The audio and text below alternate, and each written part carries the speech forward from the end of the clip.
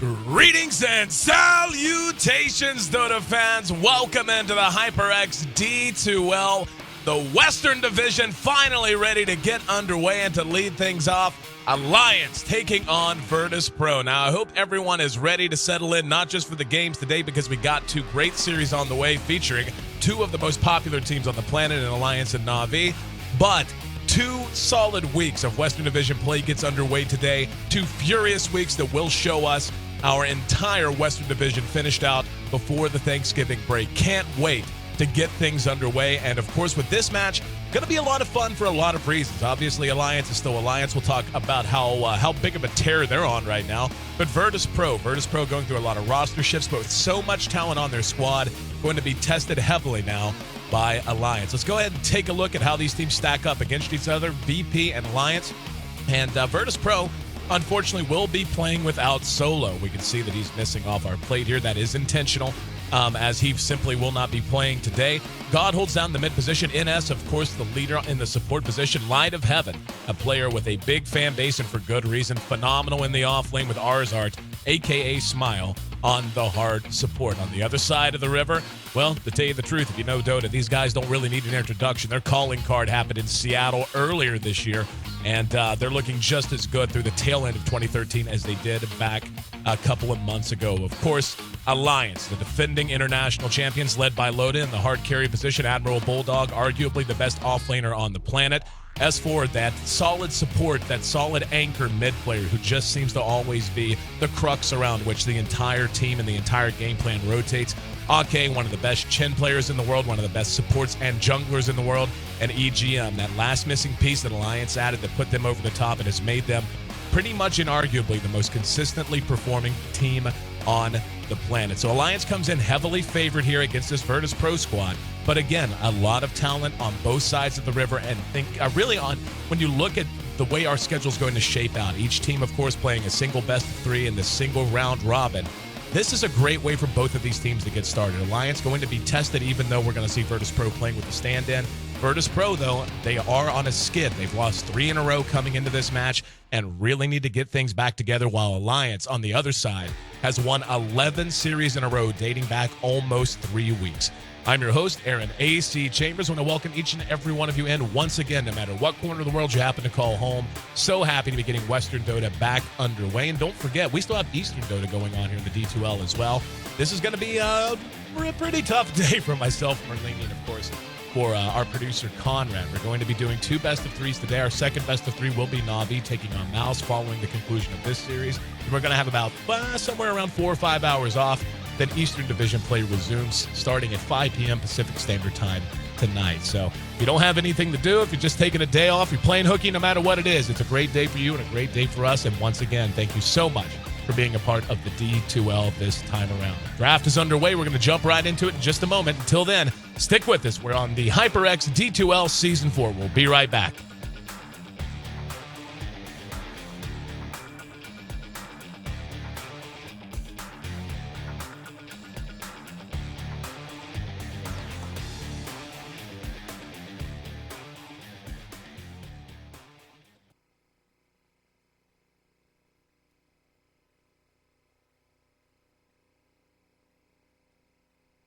Of time. And with no delay, jumping right into the draft, game 1 of our first best of 3, not just of the day, but of the entire Western Division. Can't wait to get this 2-week whirlwind underway. We're going to be broadcasting 7 days a week over the next 2 weeks, and that includes the last bit of our Eastern broadcast as well. And joining me for all of it, going to be Ben Merlini-Wu. And I'll tell you what, Ben, we had a little bit of time off. Hope you got some sleep. We finished up our Eastern Division play from yesterday, roughly around, around 2 a.m. Pacific time, and now right back on the mic at 9 a.m. Pacific time for this match. And, Virtus Pro, again, we can see they're using a stand-in. Solo will not be joining them. But they're a team that, when you look at how talented they are, you know what they're capable of. They just haven't really been able to put the pieces together so far in this tail end of 2013. Alliance, though, quite the opposite. They basically have only lost 2 series over the last month, and you have to go back to the Star Series finals, as well as one kind of surprise loss they took against an upstart team a while ago. But 11 series in a row they've won since then, so certainly they're on a roll. Yeah, VP on the other hand, losing in Fragbite Masters versus Kawaii Yeah. and Q Pandas. And I don't know who these teams are, and I don't know why VP lost versus these teams, but that does not bode well in this particular series. Yeah, it's I mean, again, it's something that I think we can expect to see, especially with Virtus Pro undergoing so many 10 shifts in seconds rosters and remaining. stuff. They have to find their own sort of sense of identity, and that's something 5 Alliance does seconds very well. And remaining. a big part of that, of course, seeing the Lone Druid picked up. No surprise, Admiral Bulldog does like him some Lone Druid. The Viper and the Visage to go with that Lone Druid pick right up. And that's, this is kind of what we have been seeing a little bit more of as 6.79 is shaken out. More open-ended lineups. There's the Earthshaker coming out. And, I haven't casted Western Dota in quite some time. Just seeing the prioritization of a lot of these heroes ahead of others. The Earthshaker, for example, pretty much every Chinese game we've watched over the last 3 weeks, we've seen Earthshaker first picked or first banned since 6.79. This time he slips all the way to the second pick phase. So a lot of fun to see the differences, even though they're a lot more similar now than they were, say, a year ago. A lot of fun to see the differences between the two different playstyles in East and West, especially 10 post-patch. seconds remaining. Yeah, Lone Druid also highly prioritized by Alliance, like you talked 5 about. seconds We see the remaining. Ancient Apparition come out even without an Alchemist pick. I think that's like the only hero that I really see Ancient Apparition used against for that stop and regen. But Virtus Pro are actually picking it up third. I kind of like that, though, really, because when you look, I mean, up until the Earthshaker pick, when Ancient Apparition was picked up, Chen still wasn't banned. And if Virtus Pro didn't want to try to ban the Chen away from Ake, it would make sense to go ahead and pick up that Ancient Apparition as kind of a counter pick to make Alliance pick that hero into the Ancient Apparition. Of course, his ultimate shuts down any heal that Hand of God could bestow on any target that's affected by the damage after time effect. So I think it's a little bit of creative drafting. When I look at Virtus Pro's lineup, they've got a lot of synergy in these front three heroes, being able to cold feed a hero that's been caught in cogs. Obviously, that adds a nice stun to that. Being able to lead off with Vengeful Spirits, Magic Missile after a cold feed, so on and so forth. I mean, they're going to be able to play aggressive. They're going to be able to roam and start getting things done early on. Alliance, though, with Viper and Lone Druid. I mean, Lone Druid is that late-game safety belt, a true game changer in the late game, even though he has fallen off in popularity with most other teams. But Viper, we've seen that hero really rise in popularity, and for good reason. He's an absolute mid-game monster. He's tanky as hell, and he makes it very, very difficult to run away, for lack of a better way to put it. Basically, whenever you're up against a Viper and you decide to try to engage, you're kind of all in on that engagement. If you try to run, you're just going to be tracked down and killed off one by one. Yeah, I agree with you there. He's definitely a top tier pick. I think he should be higher prioritized. We're slowly seeing him 10 being bumped up to like seconds third and second and third pick sometimes. Most of the time he's fourth and fifth though. But VP's draft, it's Alliance's creative, turn but to I think they're bat. going to need a lot more than creative draft to beat out Alliance in this best of three. I'm not particularly fond of their chances. They have a stand-in right now. Their odds 84 to 16 in favor of Alliance, Yep. and no surprise there. So 10 they have seconds some remaining. like combos, I guess. If someone gets arrowed, you can Virtus use Pro's turn to bat. use AA Cold Feet. If someone gets Clockwork Cogs or 2 or 3 people, even you can ult with Ancient Apparition. But in Alliance's terms of turn to like pick. raw laning potential, it's not actually that strong. Potom usually doesn't win her lane. Clockwork doesn't win versus Lone Druid, and doesn't fare too well in 1-on-2 or 1-on-3 lanes. AA is notoriously poor at lane control. So I'm scared for VP in this early game. Yeah, it's one of those matches, and in fairness, you and I saw a couple like this last night, and we were pleasantly 10 seconds surprised by remaining. how much a team can make a lineup like Virtus Pro's drafted work. But in 5 terms of seconds pure, remaining. skill ceiling in terms of execution, much higher on the side of Virtus Pro right now. I mean, Alliance, Reserve time. if worse comes to worse, they just free up space for the Lone Druid. He'll farm his butt off, and Bulldog will do what Bulldog does. He'll stay safe, not die. Even if he gets 0 farm, he'll somehow have a Radiance or something absurd up at like 18 minutes. That's just what he does on that hero. But having the Viper to fall back on, again, that mid-game monster, being able to get a mech up early on him, even if he we'll have to wait and see where he goes. Well, I'm going to imagine it'll probably be a mid-position Viper. But Earthshaker and Visage, very strong supports. Shaker, a hero that can get out and roam around very early. Visage gives them a little push if they want to go in that direction. It's easy to underestimate just how much push a Lone Druid in tandem with the Visage can give you once Visage hits 6, and Druid has a few levels under his belt as well. So this is a team a composition from Alliance that is very good at taking what's given to them and then getting secondary objectives. They're going to be able to push very hard off of any picks. They're going to be able to take early Roshans once the Lone Druid and his Bear get an item or two up. Viper gives you that mid-game stability, again, with an early mechanism, and him tanking up makes it very hard for the enemy team to commit into a fight and not feel like they're going all in on any fight they try to take. But in fairness, Virtus Pro, if anything, they have the range advantage, having Clockwork's Hook, having Moran Arrow, having Ancient Apparition's ult. Vengeful Spirit, when she hits level 11, has level 2 swap, will be able to get some fights started in odd ways. So they do have some tools at their disposal. They're just going to have to be very, very tight in their execution. Otherwise, Alliance's team is going to be able to punish them for any mistakes they do make. Their playstyle is also somewhat limited by their lineup. Yeah. Too. They really just have a lineup that's really good at killing people. And their split push is like whatever. Their AoE is not good. They can't like take out Roshan. They don't have really good late game. We've seen Mirana try and carry time and time again. Burning played her yesterday and free farm for 20, 25 minutes, but ended up doing absolutely nothing. So Mirana's not that type of hero. They need to get kills. They need to get a lot of kills, and they need to just. That's pretty much the only thing they can do with their lineup. And their 5v5 is not that great either. So if things go poorly for Virtus Pro, with the Death Prophet, their options do open up, though. Yeah, the Death Prophet pickup, that's a hero we're beginning to see picked up more and more. I remember back in the days of when I was with its Gosu doing like Monthly Madness 1 and 2, Death Prophet was a fairly common pick, but that's been a year and a half, 2 years ago now. But she's still the hero she once was. She's a very mid-game centric hero. She can tank up and often does if she does make it to the late game. Her ulti does a lot more damage now in post 6.79, both because of a direct buff and because of a bug fix that was affecting the damage that her ghost did from Exorcism. So also the AoE silence. That silence is going to be kind of a big deal against heroes like Earthshaker, Visage, and Windrunner in particular. So she brings a lot to the table, but the problem I have right now is where's the damage, for lack of a better way to put it. Mirana, if she, Light of Heaven's going to be playing her, so she's not going to be hard farming up, or if she is, it's going to be a transitionary kind of a role. Death Prophet is going to be basically their predominant source of damage once they do start these fights, but if she drops early, if they're unable to keep her up and get a lot out of Exorcism, they're going to be hurting in the damage department and not really able to sustain in big team fights, especially with a Viper rushing a very quick mechanism. Yeah, unless they have some like sick coordination, they can kill people very, very quickly. They have a lot of bursts. If someone gets swapped in, there's a lot that can follow up. But in terms of after that and without ghosts, I agree. They don't really have that much damage. Alliance, on the other hand, they have Visage and Viper and Lone Druid pretty good at pumping out consistent damage.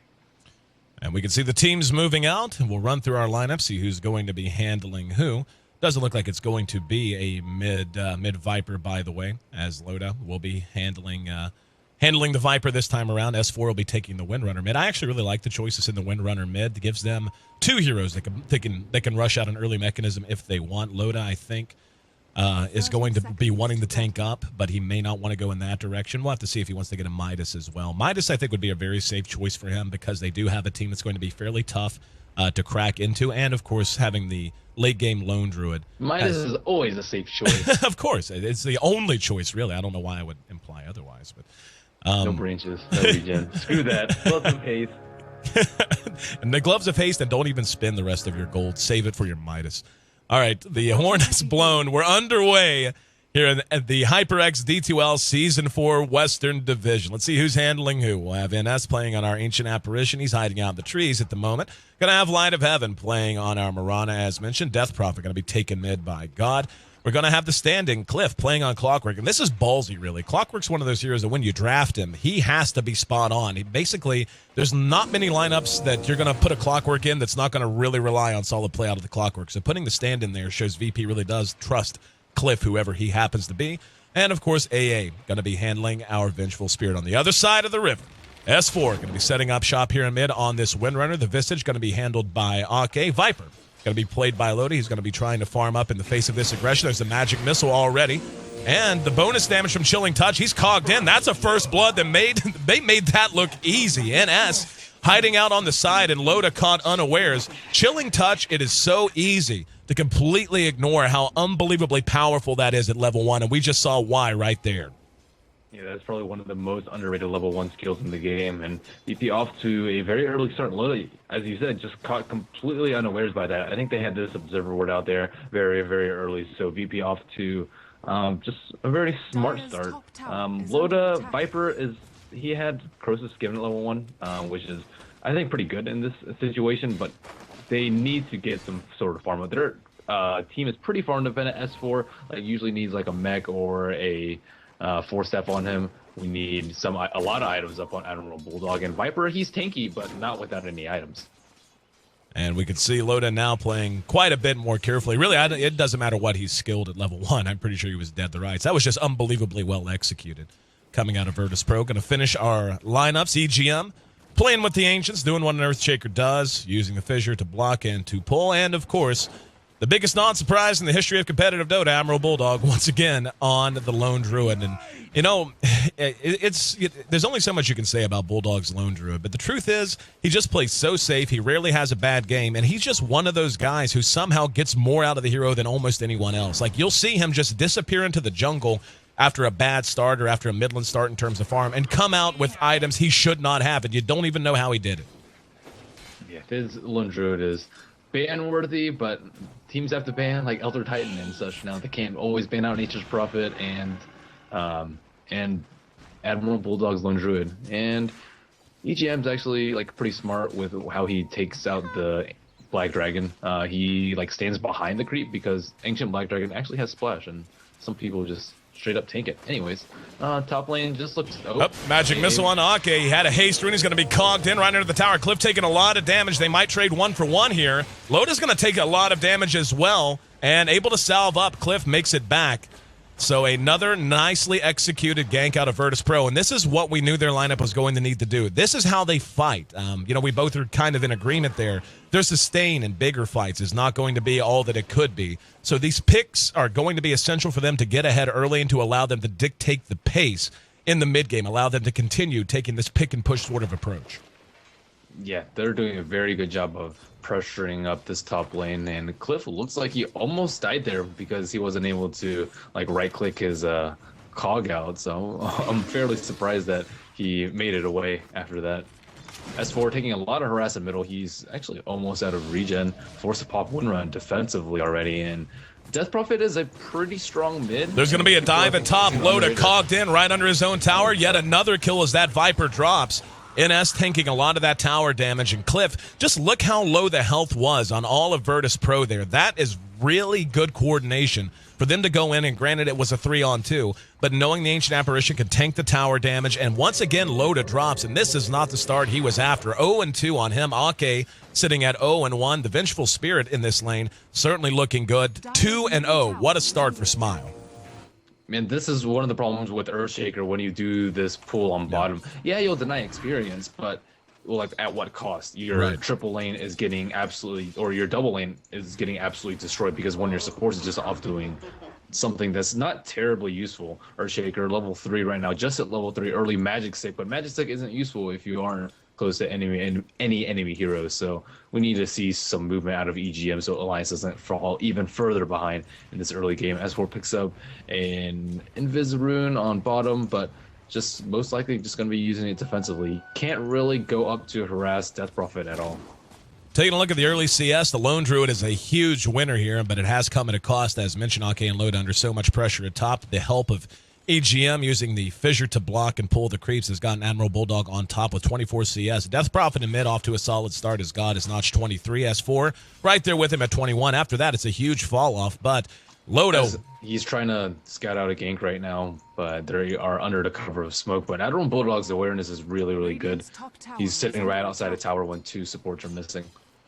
And, yep, able to creep skip a little bit. Loda sitting at just 12 CS now. He's got a ways to go to catch up. But the good news is a Bulldog with this kind of a start can be a threat. And Bulldog just in the right place at the right time, able to dodge that gank. Looks like they might want to put some pressure on down here. Yep, they're getting ready to kill Cliff. He has Boots of Speed, though, and a Style Shield. He probably shouldn't die. He has level 2 battery assault in case they really do go on him. Loda is sitting at level 4, too, so probably not enough slow to kill him. And here in mid, we can see God has hit level 6 and is about to hit level 7 as well. S4 trading blows with him a bit. We'll see how quickly he wants to get Exorcism, put that Exorcism to use. There is a rotation now as NS is spotted moving behind S4.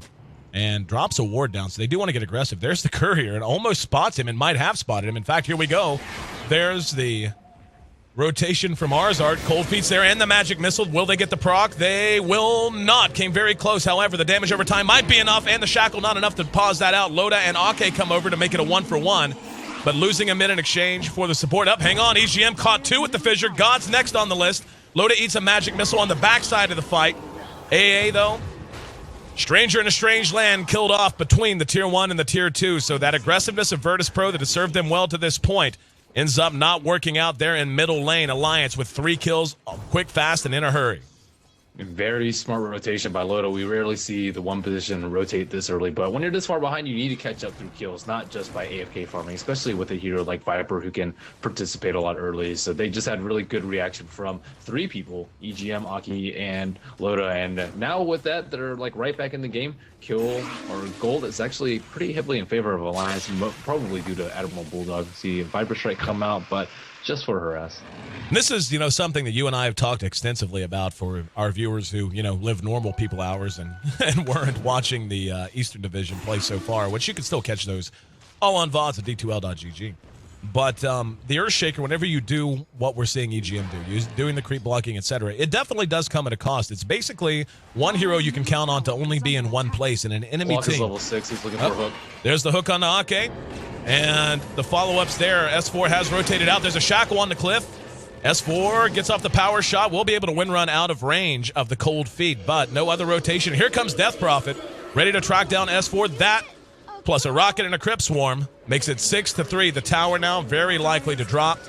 And elsewhere, no real reprisal from Alliance at the moment. We see there was one TP that got Ake back up, I should say. Didn't TP, just respawning, but Tier 1 tower looks like we'll end up dropping. So Virtus Pro, even though this lineup is a bit more thin, a bit more difficult to execute, is certainly getting the job done early on. Cliff on the Clockwork is really pulling through, though, hitting a lot of cog traps early, getting his hook shot, being involved, and 5 kills already out of 6 for VP, so they're getting a lot of mileage out of him. Loda, meanwhile, has rotated mid, picked up early power treads. I think it's a good item, as opposed to a Midas. He needs survivability right now. He needs to be able to do a lot of damage with skin in case they do decide to light of heaven. Lone Druid. Oh, my God. Bulldog got 1 root during leap. Mirana landed. Bulldog was right on her. Got another root just as Moonlight Shadow was popped. RNG love. This is why I don't play Lone Druid, because people like Admiral Bulldog soak up all the luck, and all I ever do is root jungle creeps. That's how luck works, right? That RNG, son. 6-4. That's a very nice kill for Bulldog to have picked up. Speaking of Bulldog, he sits atop the net worth chart right now. It's 3,600 out of the solo off lane. And Virtus Pro, as much work as they've been doing, unable to hold him down. Loda still quite a bit behind those, so they're going to smoke and continue to try to keep the pressure up here. Aki's sitting right behind him, but they're going to need more support. There's only 2 heroes standing up against the 4 of VP. Loda going to be spotted out. There's the magic missile and the cold feet. Here comes the ulti from God. That'll be enough to clean him up. Oh, beautiful fissure. Slowed him down. The Cliff's there with another hook. Visage summons the familiars. Might be able to track down 1 or 2. There's a nice shackle coming out from S4, caught AA and God. They just don't have the damage, and the cogs go down. Cliff, the stand-in, is playing phenomenally for Virtus Pro right now. That's going to make it 9-5. Bulldog, in the meantime, left all to his lonesome. However, he's the only one from Alliance that's really getting much of anything done right now. Visage actually did manage to get a kill just now on the Vengeful Spirit. Looks like he managed to clean him up with the familiars. Nonetheless, 9-6, and Alliance has the gold lead swing away from him for the first time in a while, now in favor of Virtus Pro by about 1,500. Yeah, that was really fast summon on the burst by Visage. He leveled up. He was about to die, and he got out of Visage burst summon, and they would have walked away probably 3-0 if that had not happened. So really good play by Aki there, just microing those familiars really well too. EGM coming in with the really clutch stuns too, but Earthshaker can't really do that much. He had a very timely fishing to try and save Loda, but they had already so much damage on him. They already had the ghost out on Death Prophet too, and Death Prophet is looking pretty strong too. G playing a pretty fantastic one so far. A lot of it has to do with the rune control too, is they have a offensive triple lane, so S4 can't really check top rune all the time, and that's probably just managing to grab all the regens, all the haste, the invis, whatever he so desires. Taking a look at the GPM, Loda definitely hurting, sitting at just 262. Bulldog has gone Midas, and that kind of jives with what we were talking about. Obviously with the start Loda had his Midas, if he had wanted it, certainly going to be slow. Doubt he wanted it in this case, but Lions can play for the late game fairly confidently. Virtus Pro, though, in pretty sound command of the map right now, and we can see, I really, if there's anything worth mentioning, Cliff standing in for Virtus Pro has really played remarkably well, and, during the lineups, running through those, pointed out that Clockwork is one of those heroes you have to have confidence in that's going to be played correctly and is going to be on the same page with your team, and he just flat out has been from the word go. Yeah, he's been at the right place at the right time, hitting. He just meshes really well with his team. He doesn't seem like a stand-in at all. And I think one of the big losers in GPM is S4. Look at his inventory right now. He has Brown Boots, Bottle, Magic Wand, and Mantle. He is just so poor. This is not usually how S4 is 12 minutes in the game. On the flip side, we have G, who has Phase Boost, Point Booster, 1,000 gold, and has been involved in 4 kills. So S4, I mean, he's hitting shackles on it. He's doing what he can to try and salvage this early game, mostly from all the bad things that happened on top. And Bulldog beginning to become a concern as we see another rotation down to bottom. That's going to be 3 hooking up, 2 under cover of smoke. Light of Heavens out there showing his face. A little bit of help for Admiral Bulldog with EGM. That's just good awareness out of Alliance, recognizing that right now the only hero they really have who's where he wants to be is Bulldog. And no doubt Virtus Pro wants to try and hold him down a little bit more as well. So just sending the cavalry in before the opening salvo, and EGM also able to do this. Go ahead and secure some more free creeps he has for Bulldog by blocking and pulling. I think that VP needs more vision up very, very soon. It's nighttime. They have this ward up in middle, but it's about to expire in like 10 seconds time, and they don't have any vision of Alliance's heroes. They need to keep up the aggression. They have a very kill-centric lineup, and they also kind of need to push a little bit with Death Prophet too. Maybe snag the T1 in mid, probably snag the T1 on bottom if they can, while they have the advantage. But it's really difficult to do that without vision. Oftentimes you'll just like walk into shackles or walk into fissures that separate your team, and they're in a pretty precarious position right now. G pops his ultimate. Yeah, not going to be any way for them to really contest this. The damage just too high, and Alliance, even though they had the glyph, just opting not to use it there. They may push through. In fact, they will. At least take some free damage. This is a chance for them to engage out. G has to stay towards the front with his Death Prophet to be able to get damage done to the tower. S4 looking to line up a shackle. Cliff's right there, though. He has the hookup. And they have to be really careful to not get hooked. Earthshaker and S4. S4, the Windrunner pick is like decent against push, but if he gets hooked, he is just certainly going to die. But VP knows they're wasting their time pushing against Power Shot. A Bulldog getting some work done at bottom. He actually has, I was going to say had his Midas on cooldown, but using Spirit Bear, of course, to tank the tower, getting a little bit of work done. This is not really a comfortable position for Virtus Pro, I don't think. I mean, the pushing is what they want to do, obviously. They don't want to stabilize games. Stabilization helps Alliance out. They need to keep this map volatile. They're giving a free tower. Yeah. And Alliance is actually rotated down. The AA ulti is going to be there. The rotation from VP is non-existent. One would think throwing the AA ulti out, they would have tried to do something with it. This Mirana might be in some trouble. There is going to be NS moving through the jungle, going to pop the smoke, going to be spotted out immediately. That should be a very dead Ancient Apparition. They're going to go ahead and use Moonlight Shadow. Do they? Yep, they do. Able to pick him off with the AoE despite Moonlight Shadow being in play. So Alliance able to not only take that bottom tower, but get a free kill. 2 for the price of 1. Yeah, VP doesn't really want to force a 5-on-5 right now, but I don't know. They just like backed off after the mid tower and didn't really. They need to protect Light of Heaven better. They also need to keep up their aggression. They're like wandering around looking for kills, but they're lacking vision. This Observer Ward hasn't spotted any hero for quite some time. They're just letting Admiral Bulldog do his thing on bottom, just dominate Light of Heaven CS as well as get a free tower. So they're like starting to fall behind slowly but surely, but that was with Exorcism on cooldown. Looks like it is off cooldown now, and let the push continue. Taking a look at Loda, he's still hurting quite a bit. Has picked up a casual cloak to help mitigate some of the magic damage.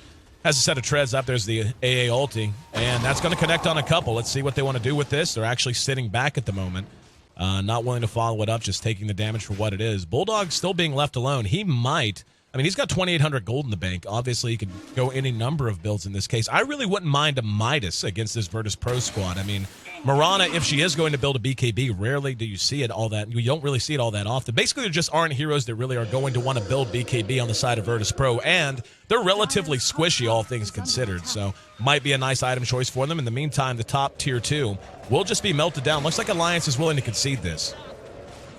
They can't fight this right now. Their team fight is just atrocious. They don't have a mech up, and even if they do have mech, they're still the A ultimate. If anyone gets caught by a hookshot, they're gonna die. It's just way too risky by them. Maybe if they have a Radiance up on Lone Druid, they can take it, but that's still not gonna come online for another 2,000 gold, let's say. Let's see. Earthshaker has hit level 6 too, so they have the Echo. Look at EGM though. He hasn't died yet this game, surprisingly, and he's very close to Blink Dagger. Even though he's very under-leveled, he's still doing very well in terms of farm because he hasn't died. Look at his last assist tonight. He's 8-0, but I don't even know where he got all that gold from. Yeah, I'm kind of with you. I mean, you take a look at the dragons. Kills. Yeah, that dragons yeah. OP. That's pretty much it. You know, it's you can get up some gold whenever you only have 8 last hits, but each last hit is worth between 70 and 120 gold or so. So, Ake, pretty starved at the moment. Only has up his set of treads, but I think Alliance is quite happy with the status quo right now. They're trailing in kills. They're trailing on the gold graph. The experience is actually in their favor slightly, so that's certainly a nice help. But they know that, again, you know, you look at Bulldog and what he's going to build. He's very close to a relic now, and I think Radiance does make a ton of sense. I mean, you're just not going to see many BKBs come out on the side of VP. I guess, you know, if Cliff really wanted one, he could build one. Of course, Death Prophet could build one. Looks like she's going to be going for a Bloodstone, though, with her Soul Booster already complete. Marana, a hero who really needs damage built more so than survivability, tends to rely on Moonlight Shadow and Leap to keep her alive in a lot of these fights. So they know once that Radiance comes out, all they have to do is try to extend these fights. I mean, Mechanism's still quite a ways away. In fact, they even have no one's even building it right now. S4 is opted. You need a mech. Yeah, they S4's picked up a Staff of Wizardry, so it looks like he's going to be prioritizing a 4-staff first. I think both teams need a mech, to be honest. Why? I don't know why VP doesn't have one. Typically, I think Death Prophet would get one in this lineup, or Clockwork. Clockwork has been moving around a lot.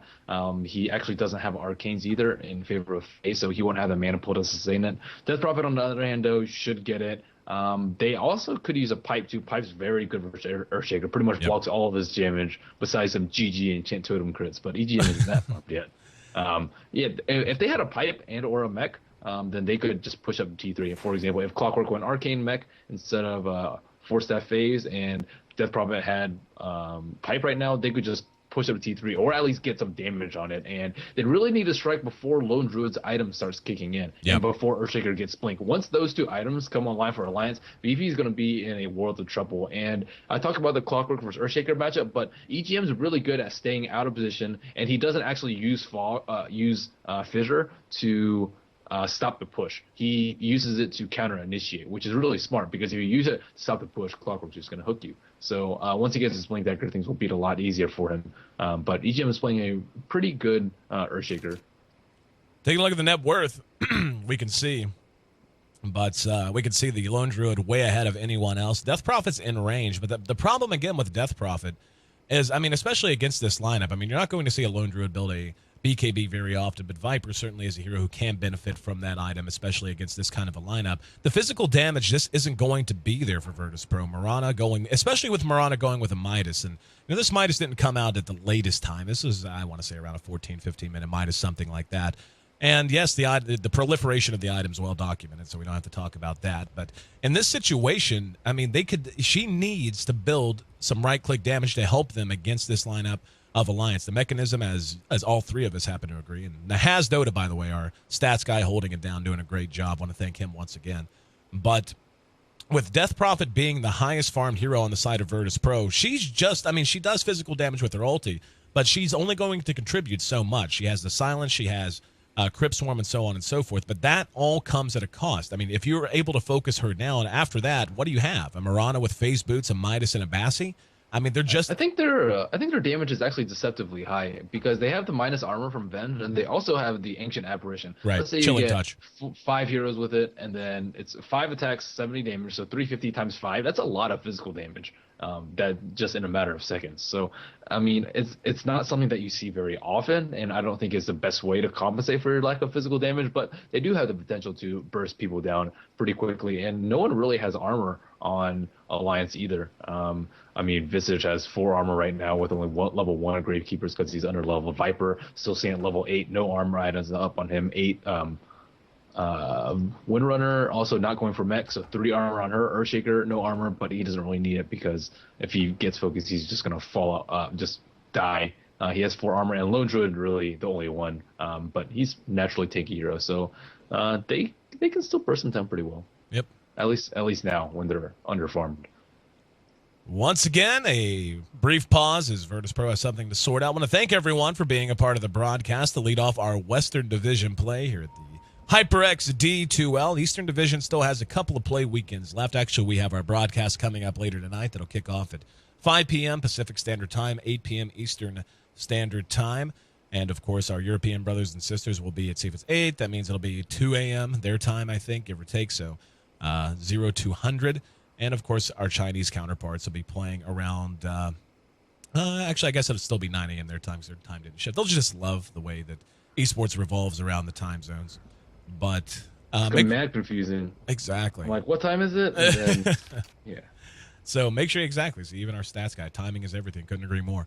But make sure you tune in for that. And our second series of the day will be Na'Vi taking on Mouse Sports, which is a series I think everyone's excited to see. Mouse, and among those teams that has, pretty much been rebuilt almost top to bottom, and looking forward to seeing how they end up shaking out. And but again, our full schedule can be found over at d2l.gg. And the Western Division basically from today until over the next 2 weeks pretty much. Going to be 7-day-a-week broadcasts. We're going to be on the air all the time. 2 best-of-3s a day, every day, and some days with 3 best-of-3s. And again, that doesn't even include our Eastern Division. So make sure you hit follow here on twitch.tv/D2L. Check us out on Twitter at D2LGG, at D2LGG, I should say. And you can find us on Facebook and elsewhere. And, of course, the VODs, if you happen to have missed any of the action and want to catch up on what's been going on in the East, still do that over at d2l.gg. So while we're waiting and our amazing admin, Gianni, getting the word on what's going on, why don't you go ahead and plug yourself a bit, Merlini? Obviously, you're well known to most of the community, but for those who may be hearing your voice for the first time, where can they find more about you? You can find me on Twitter at Merlini Dota. Facebook, YouTube also goes by the same handle. And you can also find my personal stream at twitch.tv/Merlini Dota. There you go. Make sure you check him out, especially those of you who are looking to take your game to the next place. Some of the best educational content on the web right now for Dota. Merlini does a lot of educational streaming, puts out a lot of videos, does his mailbags. A guy that's really worth keeping up with. I know I count myself lucky to count him a friend. So, chat trivia. We've already seen 217 minuses built in Pro Dota during 6.79. Nature's Prophet, unsurprisingly, has the most at 53. Which hero has the second most? What's your guess, Merlini? I don't know. That's a tough one. I'm trying to think of other junglers that get it. Maybe I would say Lone Druid, but we don't say Lone Druid ever. Right. I'm trying to think of heroes that are really, really popular. Crystal Maiden's got to be up there. It seems like every time we see a Crystal Maiden in the East anyway, they're always looking for that Midas. Not always getting it, but always certainly looking for it. That's true. But 6.79 has been out for a while, and that's only been like the last couple of weeks. So I think it's just probably Alchemist, I'd say. Yeah, Alchemist would make sense. I'm not terribly confident in that guess, but it's my best educated guess at the moment. All right, I'll go with Crystal Maiden. I don't know. I don't really think mine's right, but it's just the proliferation of the Ottoman Misery, of course, a big part of that, deciding to rush the Midas and responsible for every CM in Pub Dota of all time, building Midas now. Nonetheless, I'll take that as my guess, and Merlin will go with Alchemist. Make sure you guys yell it out in the chat. Yep, Crystal Maiden, there you go. I didn't think I was right, actually. Oh, jeez. I couldn't believe it either. So there you go, Crystal Maiden, the answer to the chat trivia. We need to start giving stuff away. What have you done, Misery? Exactly. What have you done? I would love to see the global stats, like for all of Dota, all pub play. I guarantee Crystal Maiden is right up there with the best of them, if not on top right with the Nature's Prophet. Yeah, so VP just needs to continue the pressure. They've taken out a lot of towers. They've taken out 3. This will be their 4th. I mean, they have Glyph, but can they really do anything about it? Fisher is down. They don't have Blink. S4 is not there to spam them out Power Shot yet, and this tower is just melting. They actually haven't used their Glyph. I think if they use it on the... Oh, I mean, there they go with their one, but that's not going to save the tower. And Bulldog... Oh, they actually hook shot the bear for that easy 300 gold. Yep, they managed to get the deny there. S4 able to get deny. I actually didn't see the hook shot on the bear, but I love Lone Druid with a haste rune. I absolutely love it. It's like he's a 1970s basketball player playing defense. I absolutely love it. It makes me so happy to watch this. It's pretty funny. He almost has his Radiance, though, and VP's ahead, but are they far enough ahead? I don't actually think so. Looking at the goal graph, it's just about 3,000 right now. Yep. Those two T1 towers going in favor of Lions, just really helping him out. Neither of them got denied either, whereas S4 managed to snag that deny on bottom. So now that they have the Radiance on Lone Druid in just 200 gold, now that they have the Earthshaker with the Blink, they have finally held out for the time where they can actually fight. So I fully expect them to defend this T2 because they can catch them off guard with the Blink Dagger. And also, they don't have Ghost right now, not for another 20 seconds. So if Earthshaker can catch him off by surprise, he can actually probably just do it on bottom. It's going to be a 4-on-5 fight because Light of Heaven is already on top, and if he smokes right now too, it's just going to be a very devastating fight, especially without the mech, without the looks like Avenge is actually going for the mech, but not online for another 500 gold, or 600 rather. And once he gets the Echo Slam, they're just gonna melt. There's not really a good way to recover from it. I guess maybe the Bloodstone may heal them up, but will that be enough? This is like finally the time Alliance has been waiting for. I'm sorry, I can't. I'm not even going to read that. I think that makes the point. Our stats man right on top of things once again. +1 than the Has Dota, and oh god, if I see another Midas on Crystal Maiden in a pub, I'm going to shoot myself. Moving on. Don't hate. Don't hate. Don't hate. I really like the way the Alliance is building out now. By the way, shoring up the issue that you brought up, survivability, armor, etc. Loda picking up a Vanguard just to make sure that he can survive, and that's an item that is not all that bizarre on a Viper, as you mentioned. Corrosive armor plus that, just how the hero tends to naturally feel. He's going to feel very survivable. And the medallion pickup on Visage. Don't know that it's going to be enough to stop this, though. I mean, Alliance is just sacking these towers. And this is, I would say it's smart and it's crafty, not feeling confident in taking a fight at this stage. But it does put you in a very precarious situation. Whenever you start to take this kind of a play style where you go, okay, we're going to bend but not break. We're going to give up towers and just count on the fact that we're going to get the items we need to have in due course. And here's an AA ulti that will connect to catch a couple. But when they're going to push the T3, they have to defend like right now. Right. This is kind of what I was driving at. You put yourself in a situation where you have a timing window for a comeback. Oh, nice. Right off the illusion. And then there's Echo did nothing there. There's a Fisher to follow it up. And the swap out to get God back to safety. So the Echo Slam did no damage. Ake after the Grave Chill on AA trying to pursue this out. However, under the cover of Moonlight Shadow and with the cogs down, they should be able to have a chance to get away relatively unscathed. Cliff will make it away before the bear can even swipe. Probably would have been a root because it's Bulldog. But this is, kind of what I was driving at, is whenever you decide you're just going to give up strategic objectives to buy time, you really put yourself in a corner where at some point very soon, Alliance is going to have to come to a fight, and if they lose it, they're going to lose more than they could stand to lose. That was not the best Echo. It was a very good shackle, though, from S4. And I think he could have, like, if you look at this over here, you could have just fissured over here, block him in. If Vengeful swaps, you get a free kill, right? If Clockwork hooks in, it's still like 2v5 because they can't come up the hill. So I'm surprised that he actually decided to go with the Echo, especially since he's only level 8. If you were level 11 and you can get like 2 heroes, I think that's a much better use of Echo, but not on a solo Death Prophet. And she has a Bloodstone anyways. She has 2,000 HP. So even if you kill her, it's just, I mean, it'll like stop the push, but he doesn't have enough damage right now. Alliance was trying to eye the Roshan pit with Exorcism down, but Exorcism already back up, and it got scouted out by AA Ultimate anyways. Big liability. AA does manage to complete his mechanism and has an Ogre Club up, so going to be feeling a bit more survivable himself. Mirana is making progress towards that Manta style. Still 500 short of the Ultimate Orb, and obviously still needs a while to get the full thing done.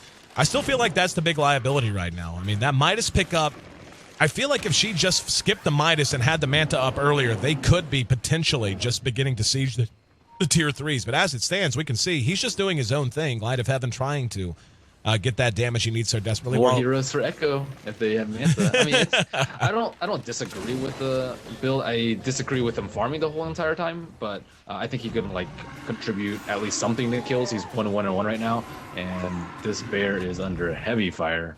S4 hits a shackle, no latch, but yeah, the fact that he's just not as confident coming to these fights because of that Midas pickup, and Alliance, I feel like should not be able to do what they're doing right now. Here we go. They're going to try to catch the bear. The arrow will be off the mark, trying to follow it up off the magic missile. We'll see if Alliance decides to pull back. Looks like they are beginning to rethink things a little bit, and they will I think withdraw. Cliff could have hookshot. If he hookshots right there, they're forced to fight. They have a low HP bear, so that's almost guaranteed one bear dead. And they're really good at stationary fights because of Death Prophet. And the Clockwork and Death Prophet synergy is like pretty good. You're forced to fight there and stand around and defend your teammate, but the Ghost will just absolutely wreck you in a straight 5-on-5 engagement. So I think they slightly missed out on an opportunity there. And now if they have to push up to T3, this is a much more unfavorable place to fight. Like, you'd much rather fight like over here if you're VP and not up this really big hill where you're just going to get absolutely boned by Fissure.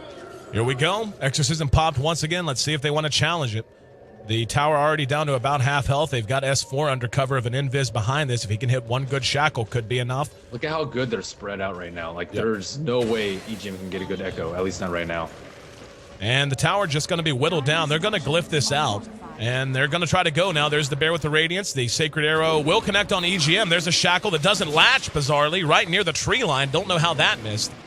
And the bear actually going to get a root onto God. And there's a hook going to catch S4. In go the cogs. Bulldog bounced out of it.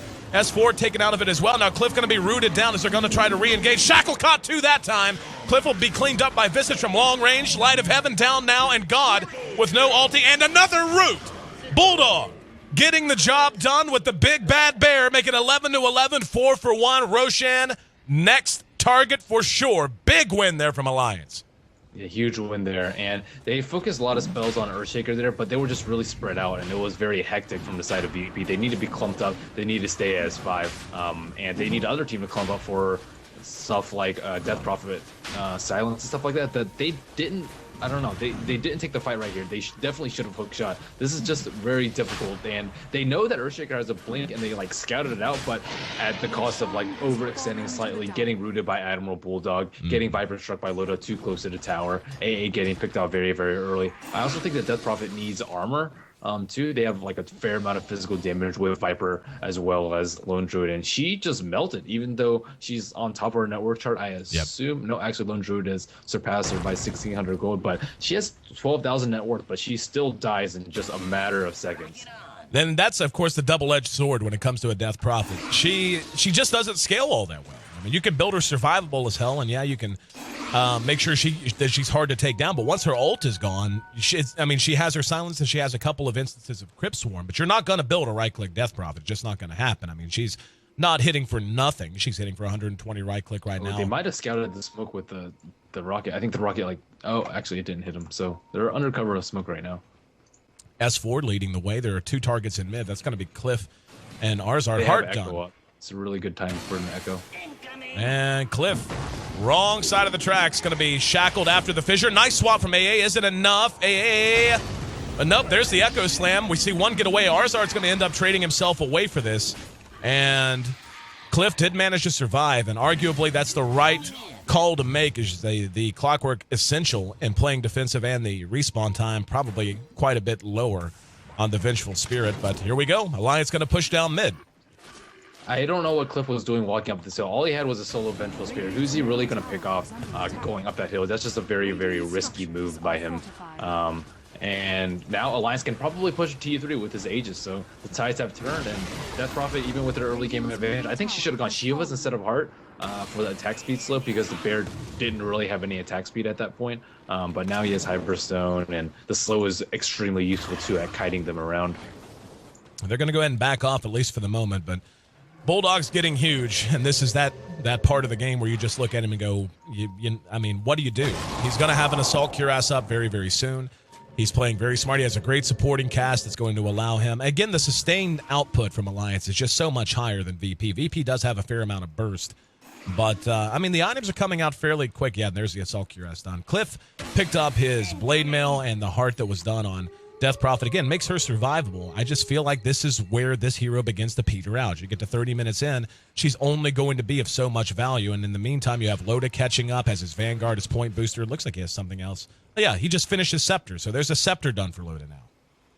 I think it's really just his supporting cast is very, very weak now. Like Cliff was off to a really good start, but where has the hook shots been since then? AA is had a good start, but what does he actually do in team fights? He can only hit like 1 or 2 people max with his Ice Blast because Alliance is really good at splitting out. AA, he like stuns and swaps and then dies. No real sustained damage output from him. And Light of Heaven has just been farming the whole entire time, only being involved in 3 kills, and his GPM is not even that high. His net worth is 4,000 behind Crobuluses and 6,000 behind Lone Druids. So like he's farming, but he's not really getting that much farm. And that's a big problem. It's just DP can't do everything. She can't push and farm and carry at the same time. Yep. Manta Style finally done. I've seen some Death Prophets do it, but it's a tall order.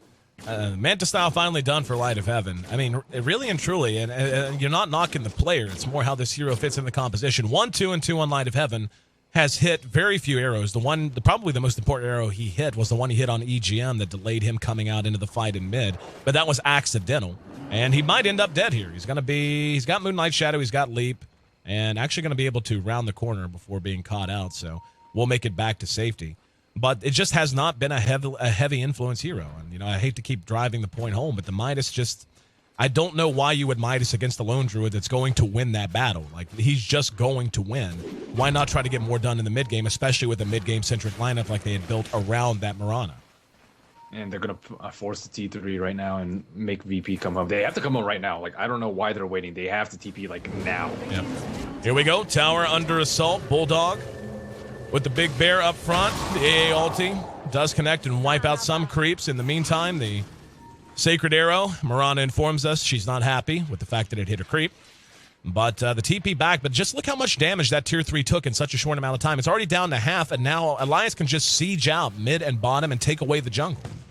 Yeah, that was just a slow response by VP. It's not like they didn't see them. They were like over here by the when they revealed themselves. So they had like a good 10 seconds to react, but they're like, oh, maybe we can push. They were right here. Like, do they really think they're going to be able to get to the T3 before Alliance can pressure them back home? So that was definitely a lapse in judgment. They lost a T2 for free. They lost almost 1,000 HP under T3 tower in mid too. Things are looking pretty dicey for them. Loda walk up in front, bearing that Aegis strong and proud, and he has 50 seconds left on it. And Loda. Oh, there's a hook. Actually, AA got a good swap. Loda will be stunned out. Here comes Crobulus using the Exorcism. Bears down, pretty low health. Cliff, though, likely to end up dead, and Willis. Loda pecks him away. Force staff not enough. There's the mech to get him back up and fighting. Ake in trouble down to about half health. In the meantime, Loda trying to chase the rest of them away. Oh, there's another route just as Moonlight Shadow was popped. The sentry is down as well, so no safety under the cover of night. Light of Heaven next on the list. He's gone. Cliff back up.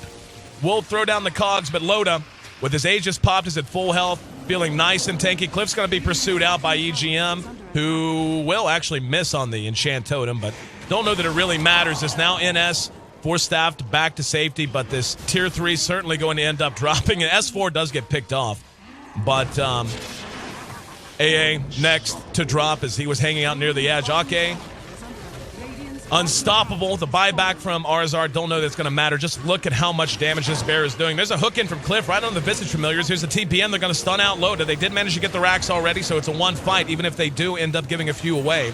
The bear going to be picked off as well.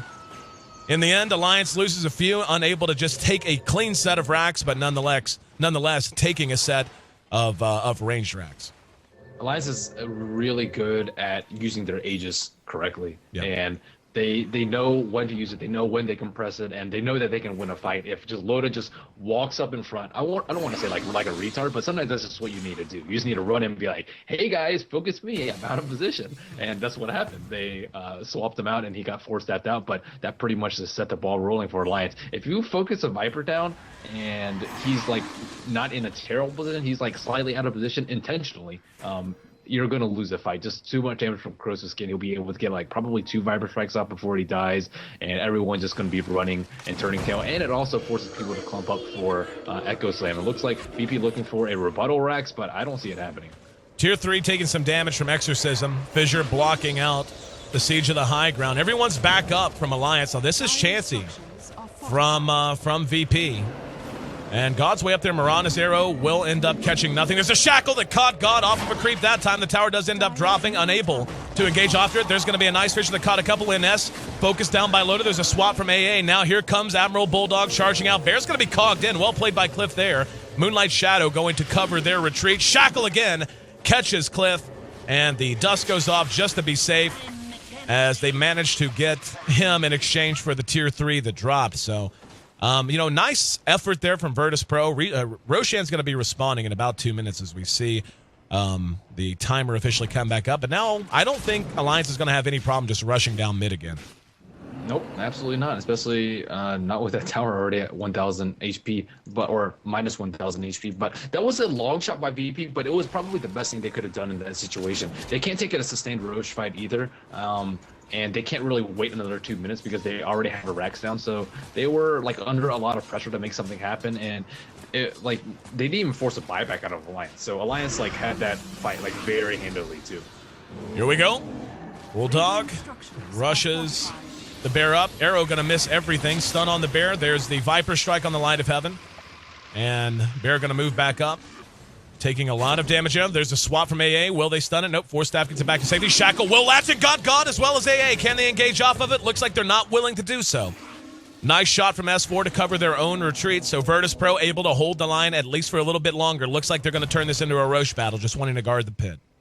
They need another bear. 20 seconds left on the bear. If they had another bear, I think they probably could have forced it, or at least just sneak an easy kill on the Vengeful Spear. But without that, that is it's such a high source of damage for them. Spear bear with AC Radiance. Actually, the Basher is on Admiral Bulldog, but they should constantly be keeping tabs on the Roshan pit. Looks like VP is doing the same with Ice Blast, but if Alliance gets that, it should be pretty easy to close the game up from there. VP really struggling to just close this game out, and again, they had an advantage, but it wasn't enough an advantage. You could just Viper, he's going to get his items anyways, and he doesn't really need that many items. He just needs some baseline of survivability. Yep. Lone Druid hasn't died yet this game at all, and Windrunner caught up fairly nicely, halfway to her sheep, and Force F and Mech up too. So they just gave up 2 towers. They didn't really keep up the pressure. They didn't kill Admiral Bulldog. That's the single biggest problem in their first 30 minutes of the game. Yep. And again, the Mirana pick has really just not had any particular function. I mean, Light of Heaven. She's not a hard carry. Yeah. People play her like one, but she's not. Yep. And and again, the Midas pickup just kind of bizarre. That's saying, okay, I'm happy to go ahead and play a semi-carry Mirana against a lone druid in the late game.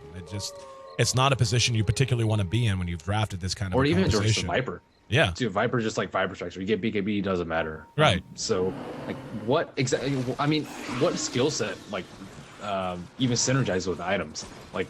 You get 16% attack speed with Leap. What do you do? And you need some mana for Starstorm and Sacred Arrow. But other than that, she doesn't skill that well with physical items. It is nice to have them, but her skill set really lies in the strength of Arrow, being able to follow up after a Clockwork Hookshot or a Venge Stun, and being able to gank offensively with Moonlight Shadow and save your team with it too, and just having a lot of damage from Starstorm. Starstorm does a lot of damage if you can hit twice, but yeah, if you're just gonna split push, just pick Weaver or someone that's a lot better at escaping and a lot better at lane control, honestly too. So this bottom pick, she's not a hard carry, or you can just pick Alchemist. Alchemist doesn't do well versus Lone Druid, but there's just a lot of better heroes suited for how Light of Heaven is playing this hero. Couldn't agree with you more.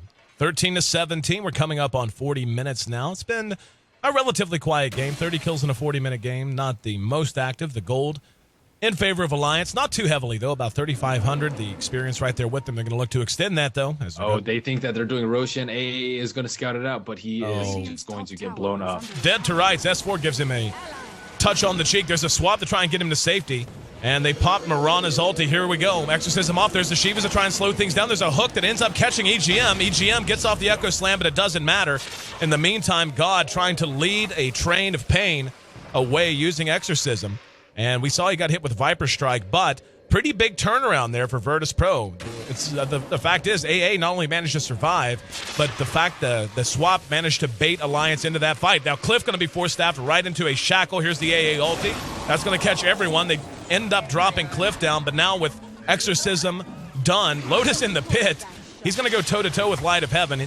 Already low health. They do manage to clean him up as well, but Light of Heaven, as we can see, almost ended up dead, even though he was engaging a Viper that had about a quarter of his health bar left.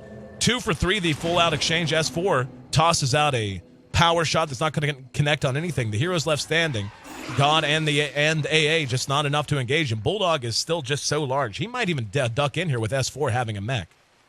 S4 had a really good play that fight with the shackle shot onto the Clockwork, but he also had a really bad play. When they smoked and they killed, did you see how far away the Vengeful Spirit was away from everything? He was like right here, his whole team was like over here, but they didn't actually kill her. And that was because S4 got greedy. He actually force-staffed across and was looking for a shackle to shackle teammates because he's like, okay, Vengeful is a guaranteed kill. I want to try and pick off and get more out of this smoke ink because I think she's just dead. But instead, Vengeful just swaps the Windrunner, and then they lose out on a very easy kill. And they did make up for the fight, but it could have just gone so much smoother. Just like pick off Vengeful Spirit, and then they're all turning tail because they don't have their mech bear, they don't have the swap, they don't have stun, they don't have the minus armor, and it's just a 5-on-4 fight immediately. But it just was not a clean smoking. Loda picks up his BKB, and in the meantime, we see Light of Heaven has added a bit more damage. Demon Edge already grabbed up. He wants to go MKB. He'll have that in just about 600 or 700 gold, give or take. But Bulldog manages to grab a BKB as well. And this is kind of what I was talking about in terms of what Virtus Pro is going to be able to do. Now with the Hex done on S4, the items are just coming out a little too quickly. I mean, the Death Prophet has kept pace, and certainly she's huge. She's, I mean, huge with 3,000 health, a heart, a Shiva's, 23 total armor. And, I mean, just a massive game for God. But the hero just doesn't scale that well. And Alliance, knowing they're in control of this game, you know, the fact that that fight as poorly as it went for Alliance, being baited out, and your analysis on... They have to back right now. Yeah. They're doing the same thing again. It's like, hey, Alliance are pushing. Let's try and outpush them against a Lone Druid who is super stacked. And they're going to be a little bit late to the thing. Like, the T3's tower is already forced to flip out. It's going to fall anyways before they can even get all 5 get back there. There's the BKB on the bear. Down goes the Rax. Going to go immediately for the ranged Rax once again. It's going to drop, and God, leading the way, has Exorcism if he wants to pop it. Now remember, Exorcism is physical. There's going to be a hook. They're going to catch EGM. Force staff out, gets him out of trouble, though. Now Cliff caught in no man's land. Can they blow him up? He's going to end up dropping to the bear as well as a little bit of right click. God moving out, has Exorcism up. They may get the bear. There was another swap behind the fight. Managed to catch Loadout. EGM is there to help. AA ulti is out. There's a Fisher that caught a couple. Now they're going to try to pursue them up to the high ground near the Ancients. God with his Exorcism Ghost trailing out. Looks like Loda just wants to get out of dodge. Will be able to do so. EGM will be able to make it away as well. So they end up taking a free tier 3 and a free set of racks. Once again, Alliance making it away unscathed on top of everything else. And they get the melee racks on bottom. Wow. Where's your TP scrolls? Like, VP's just not good at reacting to pushes. Like, their play in the early game was really, really good, but just small things adding up. First 1,000 damage, then tower and glyph being popped out before anything happens, and then they just get a free range Rex and a melee Rex on bottom. And we're seeing Alliance, I think, is one of the few teams that actually just focuses the range Rex first because it has no regen, and that's a pretty important tactic that they've been employing. One thing that really went well for them for that fight is God's focus down the bear. Lone Druid has no bear for another 50 seconds. And I don't think that they knew that it was the second bear, or else I think they would have forced maybe, you know, like the Rex in the middle. The gold and the experience staying pretty damn close, all things considered. I mean, the gold is about plus 5,000 in favor of Alliance, but we're past 40 minutes now, so that's really not that high of a total. The experience is less than 2,500, so still a relatively close game. But again, a lot of it just has to do with composition. We're reaching that point in the game where Virtus Pro's lineup is beginning to peter out, and we're beginning to feel it. I mean, Alliance is just becoming harder and harder. I petered out a while ago. Yeah, exactly. EGM has actually picked up his Shivas, so he's going to be feeling quite tanky. Very nice play to get him out of trouble after being caught by Cliff there, by the way. 4 staff from S4 bailing his buddy out. But Roche, still a ways away, but Alliance kind of can just set the tone from this point on. Virtus Pro is going to try to continue to farm up their heroes. AA has picked up a Halberd, so that'll certainly give them a little bit of help in these bigger engagements. But again, God, as tanky as can be, he's just only contributing one ability, and that's Exorcism. Once Exorcism's done, he basically just turns and runs for the well. That's all he can contribute. You're such a Death Prophet hater. I am, man. Such a Death Prophet hater. Yeah, she's a good hero. She doesn't have a supporting cast, man. She can't 1v5. Not versus Admiral Bulldog. And I agree. With, with Scepter. Light of Heaven. Again, I love Light of Heaven. He's a friend of mine. But on this Mirana, I mean, the Midas just hasn't really worked. He's got an MKB up, so he's finally doing some damage, sitting on 230-ish damage a shot. But, I mean, it's just not a carry that matches up well against Loda in particular on the Viper, and certainly not against the Lone Druid, who has the built-in route to lock her down. And Death Prophet is a hero. I like the hero, but you just have to get a lot out of her early, and they did to a certain extent. They just didn't draft any late game or reliable late game around her. So, you mean Mirana isn't late game? Nope. Blasphemy. Blasphemy. Dude, don't lie to the viewers like that. Hey, don't you teach them falsehoods, dude? I'm sorry. It's in the library. It says she's a carry. That means she can carry hard, right? That's what I hear. Oh, she's carrying hard. no, I can't say that without laughing. Oh boy. 44 minutes in, and the game is basically taking a rather calm turn. Everyone getting quite large and in charge for. And that's the thing is. This is a point worth making. Like, you look at the net worth, Mirana is actually ahead of Viper and Windrunner, granted not by much. But in terms of effectiveness, when I look at Mirana's items, MKB looks like she's going to grab a Death Zone now. She's picked up a Mithril Hammer. I guess she could maybe want a BKB. Doubt it. But, I mean, you look at the items she has. In terms of the effectiveness her items give her, compare that to S4 and how he feels now, having a Force Staff, a Sheep, and a Mechanism. I mean, for the cost and for the investment, he's at roughly 2,000 less net worth. Just what he contributes in these fights is so much higher for the investment made. You know what I mean? I agree. Getting value out of that gold. Gold to each person is not equal, and I agree. I'm trying to think of what they could have drafted better. I think it really is the bottom. AA seems like he's been doing his job, but if you draft him that early, he's excels versus mass heal, like Dazzle, like Necrolight, like Mass Mex, Omni Knight, that sort of thing. But against this sort of lineup, his ultimate is like useful, but if you want damage out of his ultimate, there's many other things you can go. Right. Like even like support Gyrocopter, I think would do like equivalent amounts of damage. And like Kofi is like nice at like being able to be annoying to the bear, but it's not that reliable. You can just BKB out of it, and like the AA pick I think was slightly preemptive. And I think the Potom could have been replaced with another hard carry. I think the Clockwork, the Venge, and Death Prophet work very well in VP's lineup. But we still have a very close game on our hands. 5,000 gold lead for Alliance. Looks like Roshan isn't going to respawn for at least one more minute. But VP just really trying to push out their lanes when they're 2 racks down. And if they lose this fight, they lose the game. It's going to be Megas. There goes the last outer tier tower for Virtus Pro. And the bell tolling as Alliance looks ready to end this game. Moving down this top lane, we'll see. There should be a slow siege, one would imagine. Roche, we'll see how much longer he's going to be up until he's up, in roughly 2.5, 3.5 minutes, give or take. We can imagine, but Alliance going to be able to choke out Virtus Pro for the foreseeable future at the very least. And they're actually going to go ahead and send the bear over.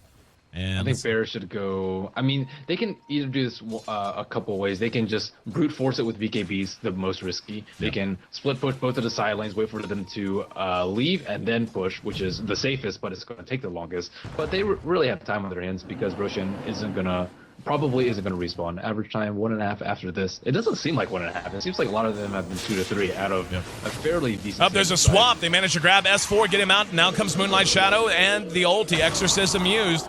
They're going to try to pursue them out. Let's see if they can catch them. Are they? Okay, now it's going to be a minute and a half until Exorcism's back up. Alliance, despite having S4 caught out of position and swapped out, able to get back to safety.